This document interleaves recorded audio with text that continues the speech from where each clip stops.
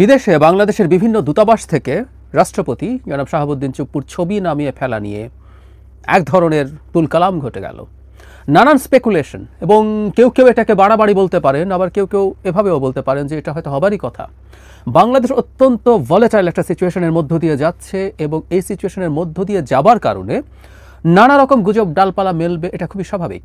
শুধু সেটা না, এই রাষ্ট্রপতিকে সরিয়ে ফেলা নিয়ে নানান রকম আলাপ নানান জায়গায়, বা একটা চেষ্টাও হয়েছিল 5 আগস্ট পরবর্তী সময়ে। সুতরাং এটাকে খুব হেলাফেলা করার বিষয় না।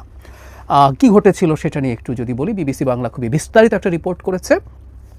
সেখানে তারা দেখিয়েছে, বা অন্যান্য জায়গায় এই নিউজটা এসছে, বাংলাদেশের পররাষ্ট্র মন্ত্রণালয়ের পক্ষ থেকে বিভিন্ন দূতাবাসে ফোন করে বলা হয়েছে রাষ্ট্রপতির ছবি যেন নামিয়ে ফেলা হয়। এটা বিভিন্ন জায়গায় এর আগেই নামিয়ে ফেলা হয়েছে, এবং যেসব জায়গায় এটা নামিয়ে ফেলা হয়নি সেই জায়গাগুলো থেকে তার ছবি নামিয়ে ফেলা হয়েছিল।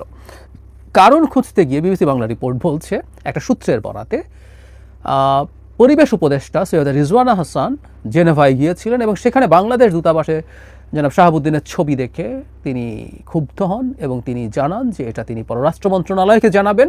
তিনি ফিরে আসার পরই ঘটনাটা ঘটল। এটা খুব ইন্টারেস্টিং একটা ব্যাপার। তিনি সাংবাদিকদের সাথে যখন কথা বলছেন তখন তিনি এই প্রশ্নটার জবাব আসলে দেননি। তিনি র্যাদার বলেছেন এই ছবি সরানো নিয়ে যে এটা নির্বাচনকে প্রভাবিত করছে না। যাই হোক, এখন প্রশ্ন হচ্ছে রাষ্ট্রপতির ছবি কি থাকা জরুরি দূতাবাসে? বাংলাদেশের বিভিন্ন অফিস এবং দূতাবাসে শেখ মুজিবুর রহমানের ছবি থাকার আইন আছে।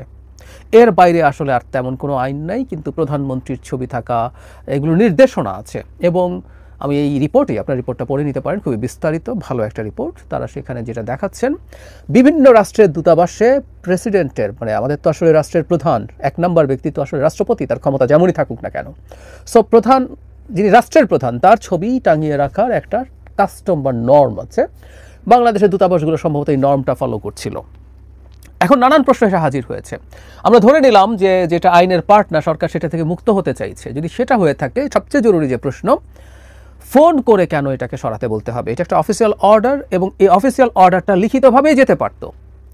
তার চাইতেও জরুরি কথা, যখন প্রচুর শোরগোল হচ্ছে, প্রচুর আলাপ আলোচনা হচ্ছে, প্রচুর স্পেকুলেশন হচ্ছে রাষ্ট্রপতিকে কি সরিয়ে ফেলা হচ্ছে, এই আলাপ, তো সেটা নিয়ে সরকারের কোনো রকম কোনো ব্যাখ্যা, অফিসিয়াল ব্যাখ্যা আমি অন্তত এই ভিডিওটা রেকর্ড করার সময় পর্যন্ত পাইনি। নানান সূত্রের বরাত, এটা সেটা নানানভাবে বলা হচ্ছে। এখন জনাব শাহাবুদ্দিন মানুষ কেমন, তিনি আওয়ামী লীগের লোক কিনা? নিশ্চিতভাবেই তাই। এবং শুধু সেটা না, আওয়ামী লীগ রাষ্ট্রপতি হিসাবে এমন মানুষকে চুজ করেছে, আমরা যখন তাকে চুজ করা হয়েছিল তখনই বলেছিলাম, যিনি শেখ হাসিনার একনিষ্ঠ ভক্ত, একনিষ্ঠ ভৃত্য, এরকম মানুষকেই রাষ্ট্রপতি হিসাবে নিয়োগ করা হবে। মানে তিনি শেখ হাসিনাকে কদমবুসি করতে পারেন না, কিছুদিন ধরে খেয়াল করছেন, একটা ইন্টারভিউতে তিনি বলছেন, সেটা তার কাছে খুব খারাপ লাগছিল। এটা আসলে পরে বুঝতে পারেন যে তাকে রাষ্ট্রপতি করা হবে সিদ্ধান্ত তখন তিনি নিয়েছেন বলে তার আর কদমবুসি গ্রহণ করছেন। একজন রাষ্ট্রপতি হওয়ার পরে এই ধরনের আলাপ তিনি করছেন। তার সম্পর্কে নতুন করে বলার কিছু নাই, কিন্তু তার সব কিছুর পরও বাংলাদেশের একটা সাংবিধানিক স্টেবিলিটির স্বার্থে তাকে রাষ্ট্রপতি হিসেবে রাখা হয়েছে। এটা ঠিক আছে, কিন্তু তাকে যদি এখন ছবি সরানো শুধু ছড়ানোর কারণেই হয় সেটা একদিক, কিন্তু যে বললাম একটা কনটেক্সট আছে, সেই কনটেক্সটে আসছি। 5 আগস্ট পরবর্তী সময়ে রাষ্ট্রপতিকে সরানোর জন্য বিভিন্ন রকম চেষ্টা হয়েছে। রাষ্ট্রপতি কেন সমস্যা সেটাই আসবো, কিন্তু আমরা খেয়াল করেছি প্রবাসী খুব গুরুত্বপূর্ণ অনলাইন ইনফ্লুয়েন্সাররা দফায় দফায় রাষ্ট্রপতির বিরুদ্ধে কথা বলেছেন। শুধু সেটা না, বোধ করি তাদের প্রভাবেই, তখনও এনসিপি হয়নি, ছাত্রদের দুটো সংগঠন ছিল, বৈষম্য বিরোধী ছাত্র আন্দোলন, আর এটা অবশ্য ছাত্রদের না, ইয়াং প্রফেশনালদের জাতীয় নাগরিক কমিটি, তারা কম্বাইন্ডলি শহীদ মিনারে রাষ্ট্রপতির অপসারণের জন্য একটা আলটিমেটাম দিয়েছিলেন। কিন্তু সেটা শেষ পর্যন্ত হয়নি, এবং মোটামুটি স্পষ্টভাবেই বিএনপি রাষ্ট্রপতি অপসারণের বিরুদ্ধে অবস্থান নিয়েছিল।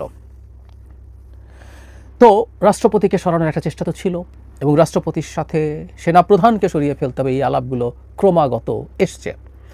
এখন রাষ্ট্রপতিকে রাখা নিয়ে রাখার বিরুদ্ধে নানান রকম কুযুক্তি, এগুলো কোনো যুক্তি না, দেওয়া হচ্ছিল। হ্যাঁ, তিনি আওয়ামী লীগের লোক, তাকে সরিয়ে দেওয়া যেতে পারত। এখনও সরানো নিয়ে নানান রকম কনস্টিটিউশনাল আলাপ হয়, তখনও হচ্ছিল। যেমন ধরুন, রাষ্ট্রপতি তো স্পিকারের কাছে পদত্যাগপত্র দেওয়ার কথা, স্পিকার তো নাই, তিনি রিজাইন করেছেন সংবিধান অনুযায়ী। আমি আর্টিকেল ধরে ধরে বলছি, এগুলো সব কনস্টিটিউশনে আছে, যে কেউ দেখে নিতে পারেন। আবার এটাও আছে যে তার পদত্যাগ করলেও তিনি পরবর্তী স্পিকার আসা পর্যন্ত তিনি কার্যত স্পিকার হিসাবে দায়িত্বে থাকবেন। এইসব টেকনিক্যালিটিসের প্রশ্ন হচ্ছে, রাষ্ট্রপতিকে সরানোর জন্য যুক্তি দেওয়া হচ্ছিল তিনি নাকি জরুরি অবস্থা জারি করে দেবেন। তো তখনও আমি ধরে ধরে দেখিয়েছি যে জরুরি অবস্থা জারির জন্য সেই কাগজে, সেই অফিসিয়াল লেটারে প্রধানমন্ত্রী মানে এখন প্রধানমন্ত্রী যেহেতু প্রধান উপদেষ্টা, তার সিগনেচার থাকতে হবে। সুতরাং একজন রাষ্ট্রপতি একা একা কখনো জরুরি অবস্থা জারি করে দিতে পারে না। তবে তবে রাষ্ট্রপতির একটা জায়গায় এখনও গুরুত্ব আছে, সেটা হলো আমাদের বাহিনী প্রধান। তিনি যেহেতু আমাদের সশস্ত্র বাহিনীর সর্বাধিনায়ক, তাই সশস্ত্র বাহিনীর যে কোনো একজন, ধরলাম সেনাপ্রধানকে সরানোর জন্য প্রধান উপদেষ্টার সাথে রাষ্ট্রপতিরও সম্মতি প্রয়োজন হবে। এটা একটা গুরুত্বপূর্ণ জায়গা। ফলে কোনো ক্ষমতা নাই। এই জন্য আমরা খেয়াল করছি যারা বিরাট খারাপ কিছু করে ফেলবেন, জনাব শাহাবুদ্দিন চুপ্পু, কি হলো এতদিনে, আওয়ামী লীগ তাকে দিয়ে কু করিয়ে ফেলবে, জরুরি অবস্থা জারি করে ফেলবে, ওটা করবে সেটা করবে, সব স্টুপিড আর্গুমেন্ট আমাদের চারপাশে ঘুরে বেরিয়েছিল। কি দাঁড়ালো এখন? কিছুই হচ্ছে না। কিন্তু ওই যে বললাম, সম্ভবত এটা যদি চেষ্টা হয়, আমি নিশ্চিত নই, কিন্তু যদি চেষ্টা হয় আবারও হবে মূলত সেনাপ্রধান টার্গেট। এই কারণে সেনাপ্রধান ব্যক্তি হিসেবে বলছি না, তিনি তার শেখ হাসিনা পতনের সময়টাতে যেরকম একটা ডিসাইসিভ রোল প্লে করেছেন, শেষ পর্যন্ত এসে শেখ হাসিনার আত্মীয় হয়ে, শেখ হাসিনার দ্বারা নিযুক্ত হয়েও, এমনকি যদি শেখ হাসিনা টিকে যেত সবার আগে মৃত্যুদণ্ড হতো এই সেনাপ্রধানের, এই ঝুঁকি নিয়ে তিনি করেছেন। তার বাহিনী তার সাথে ছিল। আমরা এর আগের একটা সভার কথা জানি, যেখানে তার বাহিনীর বিভিন্ন পর্যায়ের কর্মরতরা খুব স্ট্রংলি জনগণের বিরুদ্ধে না দাঁড়ানোর অবস্থান নিয়েছিলেন, তিনি সেটা করেছেন।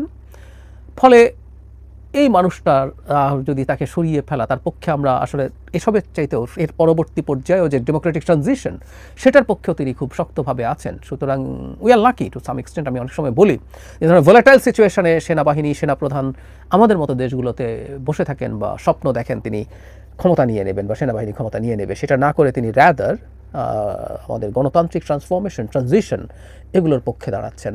সেই কারণে আসলে আমরা তাকে সমর্থন করছি। এটা কোনো ব্যক্তিগত ইস্যু না, আমাদের গণতন্ত্রের স্বার্থেই এই সেনাপ্রধান থাকা দরকার। সো